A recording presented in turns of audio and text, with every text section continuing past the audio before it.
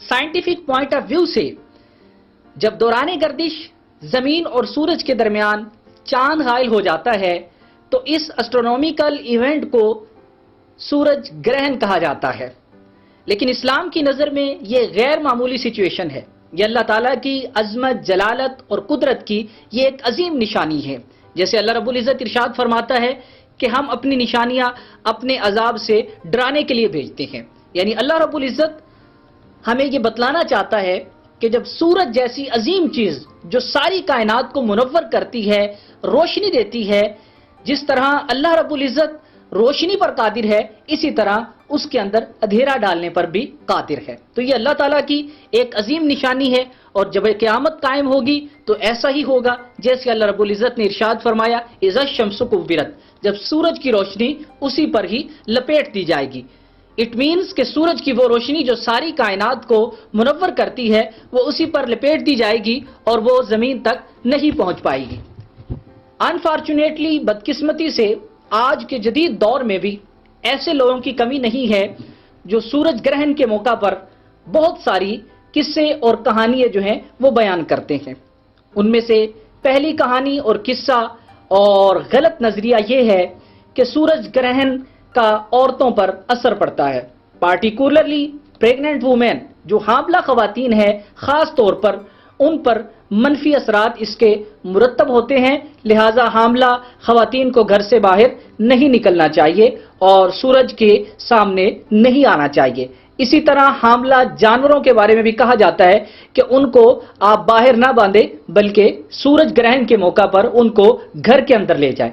दूसरा ख्याल हमारी सोसाइटी में यह पाया जाता है कि ग्रहण इंसानों को नफ्सियाती और दिमागी तौर पर मुतासर कर सकता है। ये रवैयों के अंदर, एटीट्यूड्स के अंदर मनफी तब्दीलियां पैदा कर सकता है और इससे मुतासरा शख्स में बेचैनी, खौफ और खुद को गैर महफूज तसव्वुर करने का ख्याल पैदा कर सकता है।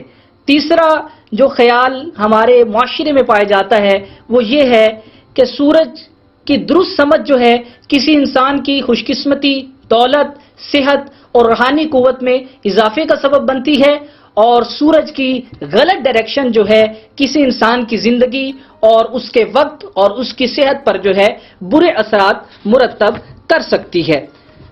ये वो नजरियात हैं, ये वो किस्से कहानियां हैं जो सदियों से हमारे मुआशरे के अंदर राइज है। नबी करीम सल्लल्लाहु अलैहि वसल्लम की जिंदगी हमारे लिए बेहतरीन उसवा है। आका करीम अलैहिस्सलाम की जिंदगी इसके बारे में क्या कहती है, आइए सुनते हैं। नबी रहमत सल्लल्लाहु अलैहि वसल्लम के साहबजादे हजरत इब्राहीम रदियल्लाहु ताला अन्हु का जब हिजरत के 9वें साल इंतकाल हुआ तो इत्तिफाक से उन्हीं दिनों सूरज को ग्रहण लगा। अब बाज लोगों ने यह बात करना शुरू कर दी कि सूरज को ग्रहण इस वजह से लगा कि आका करीम अलैहिस्सलाम के साहबजादे का इंतकाल हुआ। नबी रहमत सल्लल्लाहु अलैहि वसल्लम को जब पता चला तो आका करीम अलैहिस्सलाम ने इन नजरियात की, इन कहानियों की वाज़ेह तरदीद करते हुए फरमाया कि सूरज और चांद ग्रहण जो है उसका ताल्लुक किसी की मौत और किसी का हयात से नहीं है, बल्कि अल्लाह ताला की निशानियों में से एक निशानी है। लिहाजा जब तुम इस निशानी को देखो तो नमाज पढ़ो। इस हदीस से वाज़ेह तौर पर पता चलता है कि ये अल्लाह ताला की निशानी है। तो इस मौका पर हमें अल्लाह के हुजूर सजदा रेजी करनी चाहिए और गलत अकायद और गलत नजरियात को नहीं अपनाना चाहिए, बल्कि अल्लाह ताला पर तवक्कुल करना चाहिए।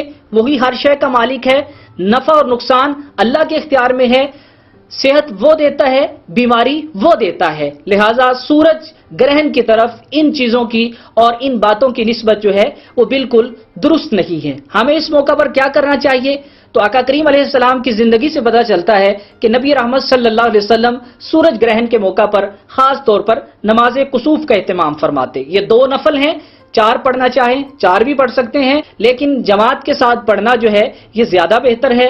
तो अल्लाह के हुजूर सजदा रेजी में मसरूफ रहें, तौबा और इस्तिगफार में मसरूफ रहें। अल्लाह रब्बुल इज़्ज़त हम सबको अहकाम शरीयत पर अमल करने और बुरी खुराफात से बचने की तौफीक अता फरमाए।